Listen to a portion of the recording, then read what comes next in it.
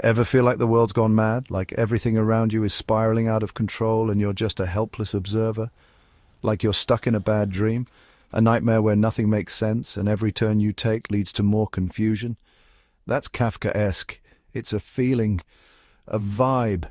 It's the unsettling sensation that the world is a twisted, incomprehensible place. It's the chilling realization that things aren't what they seem, that beneath the surface of everyday life lies a labyrinth of absurdity and dread. Picture this. You're trapped in a system you don't understand, a system that seems designed to confuse and frustrate you at every turn. Rules change on a whim. Nobody's listening. It's all very Kafka. It's like being in a game where the rules are constantly shifting and you're always on the losing side. Franz Kafka, the man himself, knew this feeling all too well. He lived it, breathed it, and channeled it into his writing. He wrote about it brilliantly. His stories capture the essence of this existential dread, this feeling of being lost in a world that makes no sense.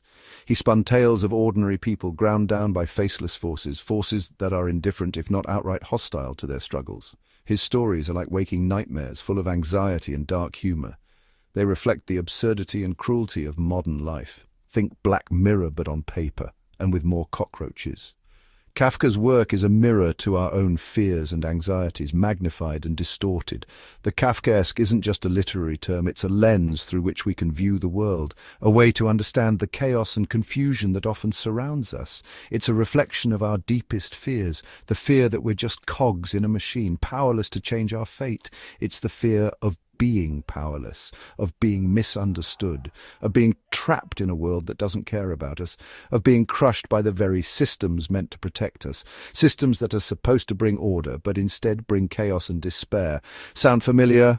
Buckle up, because once you start seeing the world through Kafka's eyes, you can't unsee it. Things are about to get weird. This is Kafka's world, a world where the bizarre is the norm and the normal is bizarre.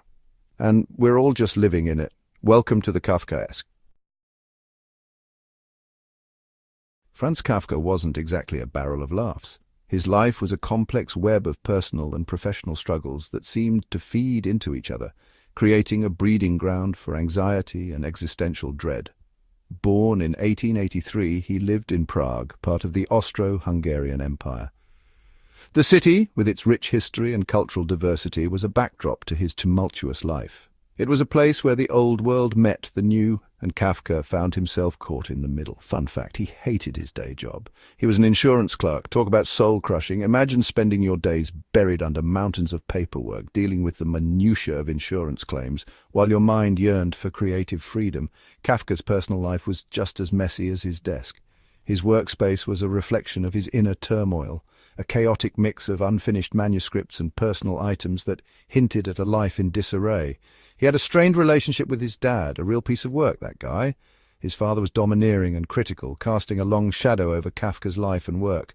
This strained relationship left deep emotional scars. And don't even get me started on his love life. Let's just say it was complicated. Kafka's romantic relationships were fraught with anxiety and self-doubt, often mirroring the themes of his stories. All this angst fueled Kafka's writing. His frustrations and fears found an outlet in his stories, which are filled with characters trapped in nightmarish situations. His stories are full of paranoia, guilt, and a healthy dose of existential dread. They explore the dark corners of the human psyche, where fear and uncertainty reign supreme. Sound familiar? We've all been there. In a world that often feels overwhelming, Kafka's work resonates with our own experiences of stress and anxiety. Kafka's own anxieties bled into his work. His stories are a testament to his deep understanding of the human condition, capturing the essence of what it means to feel trapped and powerless. He understood the feeling of being trapped, of being judged by unseen forces. His characters often find themselves in situations where they are powerless to change their fate, reflecting Kafka's own feelings of helplessness. His writing captures that feeling perfectly. Each story is a journey into the depths of the human soul, exploring themes of isolation, guilt, and existential dread, and it still resonates today, maybe even more so. In our fast-paced modern world, Kafka's exploration of anxiety and existential dread feels more relevant than ever. His work continues to speak to new generations, offering a mirror to our own struggles and fears. Let's talk about the trial. It's classic Kafka. Our protagonist, Joseph K., is arrested one morning. His crime, nobody will tell him, and so begins his descent into a bureaucratic nightmare. Joseph K. is a man lost at sea. He's tossed from one absurd encounter to the next. He meets lawyers, judges, even a priest, but nobody gives him any straight answers. It's enough to make you scream. Kafka nails the feeling of powerlessness in the face of authority. The system in the trial is cold and uncaring. It's a machine that chews up individuals and spits them out. Sound familiar? The real horror in the trial isn't the violence, it's the indifference. Joseph K. is met with apathy at every turn. Nobody cares about his plight. He's just another cog in the machine. Kafka understood the dehumanizing nature of bureaucracy. He saw how it reduced individuals to numbers, to cases. He captures that chilling feeling in his writing. Think about your own experiences with bureaucracy. The endless forms, the automated phone menus, the feeling that you're talking to a brick wall. That's Kafkaesque. It's the slow, creeping feeling that you're losing your mind and your humanity. Section 5, A Bug's Life, Alienation in the Metamorphosis. The Metamorphosis, another Kafka classic. This one's a real head trip. Gregor Samsa, a traveling salesman, wakes up one morning transformed into a giant insect. Yeah, you read that right, a giant insect. Now, Gregor's family is less than thrilled about this development. They're grossed out, they're scared. They lock him in his room, talk about family drama. The Metamorphosis is about alienation. Gregor is literally and figuratively transformed. He's a stranger in his own home. His family doesn't recognize him. It's a metaphor for the way we can feel isolated, even amongst loved ones. We've all been there. Section 6. Cogs in the Machine, Dehumanization and Modern Life. Kafka's stories aren't just about creepy crawlies and legal nightmares. They're about the human condition. They explore the dark side of progress, the ways in which modern life can be isolating and dehumanizing. Think about it. We're all cogs in a giant machine. We work jobs we hate to buy things we don't need. We're bombarded with information, but we're starved for connection. Sound familiar? Kafka saw this coming. He understood the dangers of a world obsessed with efficiency and progress, a world where individuals are disposable. His writing is a warning and a wake-up call. Section 7. Kafka's Shadow, From Cubicles to Algorithms.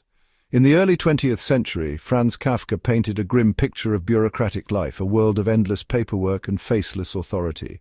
Today his vision has evolved into something even more complex and pervasive. Kafka's themes are more relevant than ever. The corporate office, once a symbol of stability, now feels like a relic of a bygone era. The crowded cityscape, a testament to human ambition, is now overshadowed by digital landscapes. We live in a world of data breaches and surveillance capitalism. Every click, every keystroke is monitored and stored. The anxiety of being constantly watched has shifted from the physical to the digital realm. Our lives are ruled by algorithms. These invisible lines of code determine what we see, what we buy, and even how we think. They shape our reality in ways we are only beginning to understand. Our every move is tracked and analyzed. From the moment we wake up to the moment we go to sleep, our digital footprint is meticulously recorded. It's a level of scrutiny that Kafka could only have imagined. It's enough to make even the sanest person feel a little paranoid. The sense of unease that comes with knowing you're never truly alone, that your actions are always being observed, can be overwhelming. Think about your online life, the targeted ads. They seem to know you better than you know yourself. Every search, every like is used to build a profile, a digital version of you that can be bought and sold. The echo chambers of social media. These platforms designed to connect us often end up isolating us in bubbles of our own making. We see only what the algorithms want us to see, reinforcing our beliefs and biases, the feeling that you're always being watched. It's all very Kafkaesque.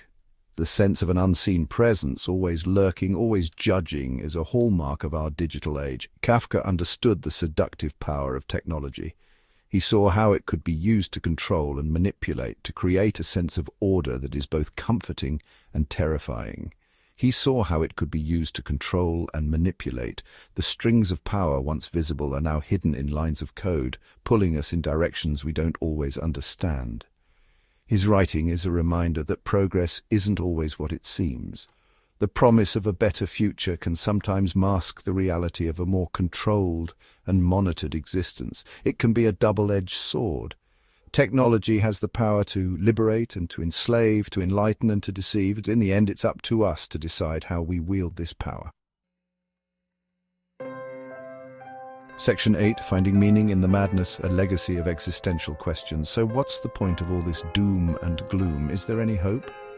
Kafka wasn't exactly known for his optimism, but his writing isn't just about despair, it's about asking the tough questions. What does it mean to be human in an increasingly absurd world? How do we find meaning in the face of chaos? These are questions we're still grappling with today. Kafka's stories don't offer easy answers, but they do force us to confront the absurdity of our own existence, and maybe, just maybe, that's a start.